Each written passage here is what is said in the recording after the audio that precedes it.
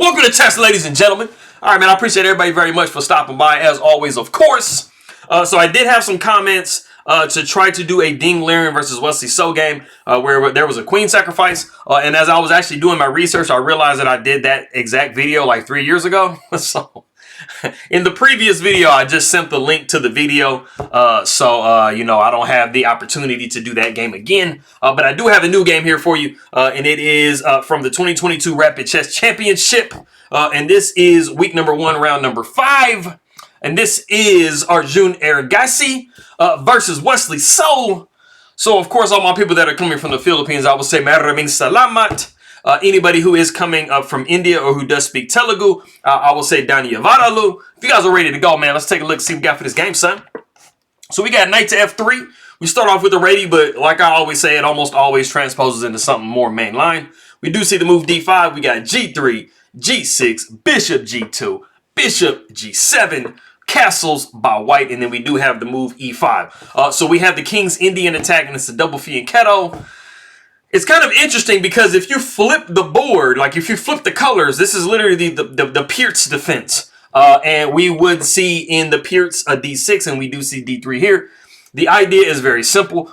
You know, we don't want e4 to come with no consequences. So, I mean, in one of these situations, if you have made the move d3, you are trying to very much prevent the move e4. And if you did see something like e4 in this position here, you know, you would see pawn taking. And then after pawn taking, something like this, you would be seeing this right here. And you are absolutely getting your pawn back. It's hit twice. And you're also threatening a nice forcing.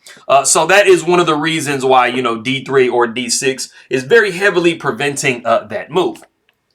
We do see knight going to e7 in the game. We got the move e4. We got castles by black. We got pawn taking d5, knight taking d5. We got rook to e1. We see knight to c6, and then we do see knight to c3. And this is not like a critical position, but you do kind of need to make a decision if you're black here. Or, I mean, you don't really have to make a decision, but there are two kind of main decisions that you can kind of make. One is just simply retreating the knight back and not allowing, you know, white to capture here. Or you can also capture here. Wesley So in this game, he actually decides against capturing here and giving double pawns to white.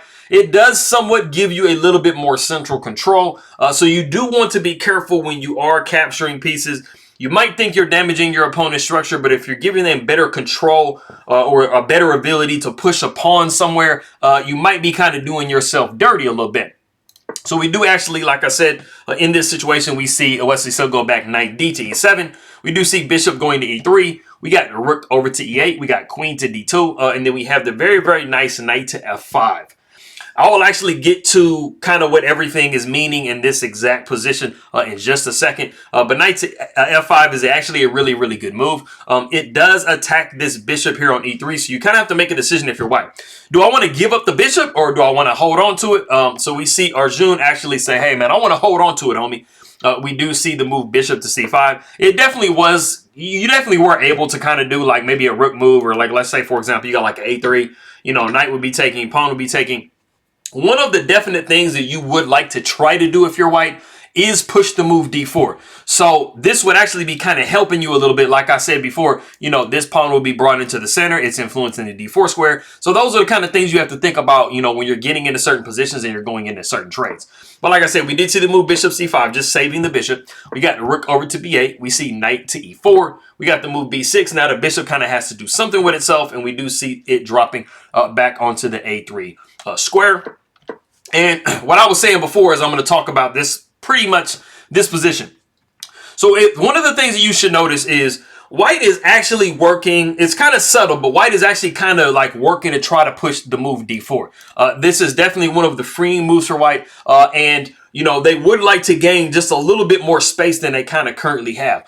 So that is definitely a push that you want to get in. So moving the knight here was kind of trying to help, you know, the cause of pushing a c3 d4 situation. But as you can see right now, black is completely 100% heavily guarding and protecting that pawn push.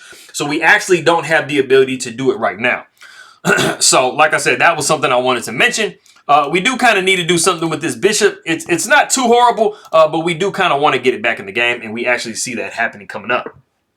We do see bishop to b7. Like, you guys probably all knew that this move was being played, but it is the novelty of the game. So it's kind of interesting. I don't really think that there's a whole lot of arguments for like bishop to a6 here, because what is that going to be doing? So it kind of seems like bishop to b7 is just automatically going to come. So, you know, being the novelty is kind of crazy. But we do see c3, like I said, really working to try to push that d4. We do see queen to d7. We got a rook a to d1. And then we basically see black saying, hey, man, I see that for the entire game. You've been slowly trying to build this d4 pawn push up, and I ain't going to let you, homie. I'm not nice, even though I'm Wesley So. We do see rook going to d8. We do see queen sliding over to c2. And this is a subtle move, but it makes a lot of sense because, you know, if you can, get this successful pawn push and maybe get some captures, you know, kind of sliding this rook opposite this queen is actually a really good thing to do. You also kind of move yourself out of any things that might come with this rook being against your own queen. We do see the move h5, and then we got the move h4, and Arjun is like, bro, we're not doing no hooks over here, dude. You know, it's definitely a thing that you want to try to maybe damage this structure in front of the king, so maybe an h4 might come at some point, just trying to lure the pawn away and open this file up. But like I said, h4 just knocks all that off. Like, hey, we're good on that tip. We got knight back to h6. We do see b4. And like I said, you do really kind of want to get this bishop back into play. b4 is definitely one of the most aggressive things you can try to do in the position. And you will see why in a minute. The knight does come down to g4. We see bishop to c1. And then we do see the move a5, really asking white, you know, what are you really kind of trying to do? But like I said, it is an aggressive way to play as white. So we just simply go b5. After we see knight to e7, we do see the move a4. And you see that white has actually managed to just gain a little bit of space that they were desperately trying to get before. Even though space in the center is a little bit more important. But, you know, white nonetheless has gained a little bit of space in the position. We got the move knight to f5. So you see that in this particular structure, knight to f5 has been actually pretty useful. I mean, both of these knights pretty much utilized that f5 square. So it's a nice little outpost. We got bishop to g5, and it might kind of seem like, well, wait a minute. Why am I moving bishop to g5 when they could just play f6? Well, that is absolutely what we want to happen. So if you notice, this knight, it has a natural retreating square on f6. But if we can provoke an f6 move by black, which is actually the best move in the position, we can take away one of those squares for this knight. So we do see the move f6, and then we just see bishop dropping back to c1. The bishop has done its job, homie. I'm like, hey, man, I'm good to go, bro. So we do see queen going to f7. And unfortunately, this move is a blunder. There are a few reasons why this move is a blunder. But if you are white, you have to absolutely find only one move. Only one move works in this position. So if you want to pause the video and guess that move, go ahead and do so.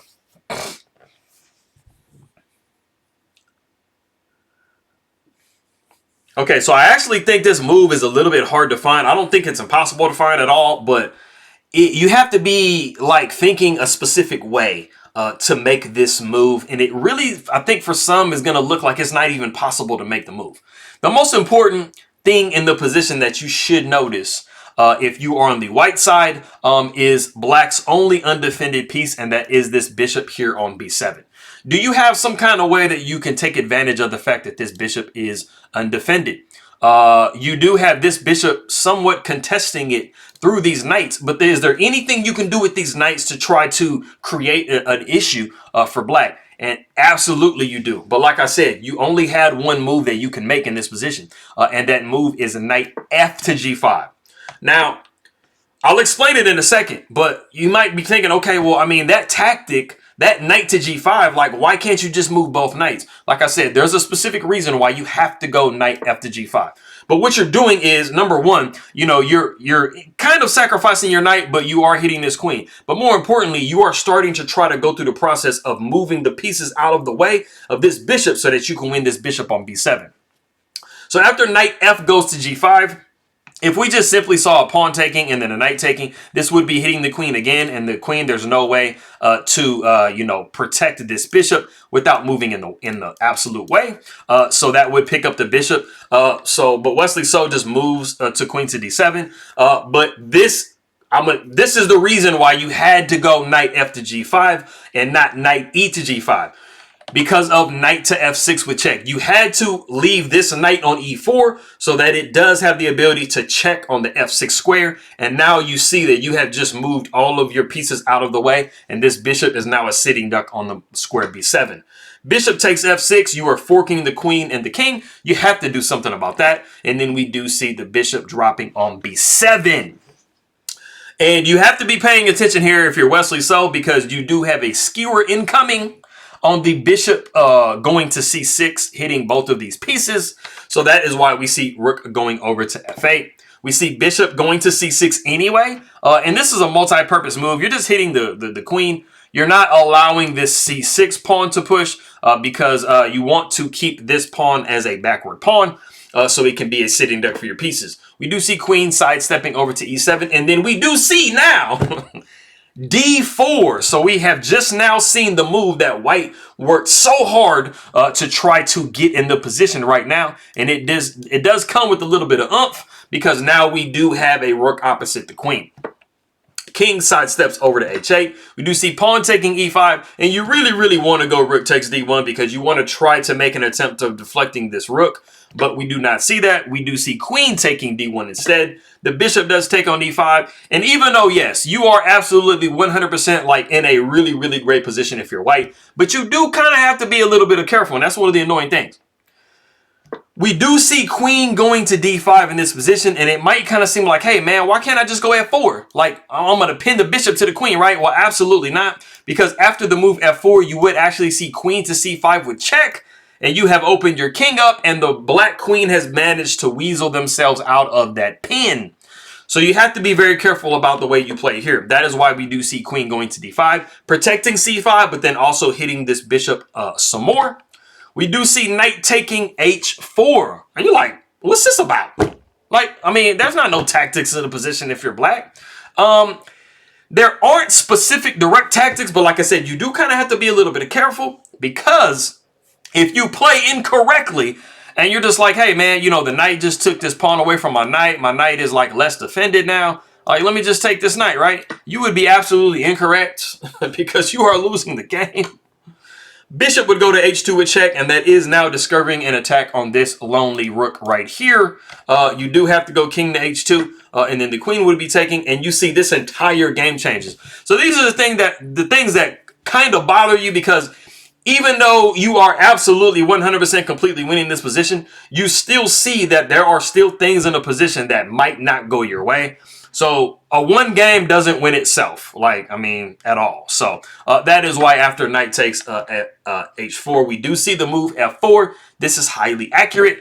And we do see the knight just going back to f5 saying, hey, man, I grabbed my little pawn right quick. I'm going to go ahead and just retreat back up.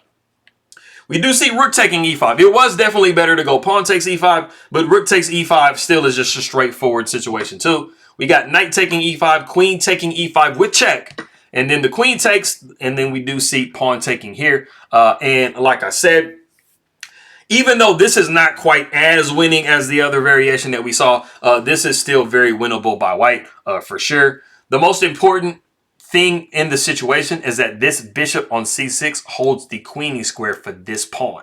So that is one of the reasons why you're saying, hey, man, I'm going to go into this exchange down situation. I'm going to play these two bishops right here against this rook. And it's just going to be knight for knight, and we're going to be good to go. We do see knight taking on g3. And even though you can just say, man, I don't even care about this fork right here, because, like, who needs a bishop? And just simply push e6. We do see Wesley just playing like, you know, hey, man, I'm just going to go king to g2. And then what you going to do? You back up to f5. We got the move e6. We do see king going to g7. We got the move e7. And it might seem like, well, I'm just throwing the pawn away. Well, what you're doing is you're clearing that e6 square for your knight, because you do have a fork between the king and the rook. And that is what we see. Knight takes e7. We got knight to e6 with check.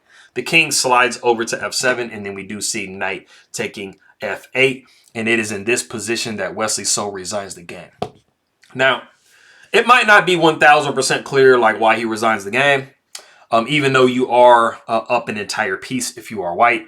But simply put, you do have a knight against both of these bishops. This bishop is always going to be able to come to this f4 square. You know, just, you're never going to trade this right here, because this is just going to make all your pawns sitting ducks. You just have way too much material if you are on the white side of this game for black to have any chance of winning. So like I said, it is in this position that Wesley So resigns the game. So Malakas si Arjun. In this one, this was one of the few games that I actually found where Wesley So was losing, because, you know, Wesley So wins a lot. But, you know, I'm not biased. I'm not trying to just show 100 straight games where Wesley So wins. I do like to show, like, you know, very even and fair games. But like I said, for everybody that did put that comment about the Ding Liren versus Wesley So game, I did already do that. And I did put that comment on the previous video. So go ahead and check that out. Like I said, it's from like 3 years ago, so it'd probably be kind of hard to find, you know, in my channel. But Meron salamat. I'll say namaskaram and Daniyavadalu, and I'll see you guys next time.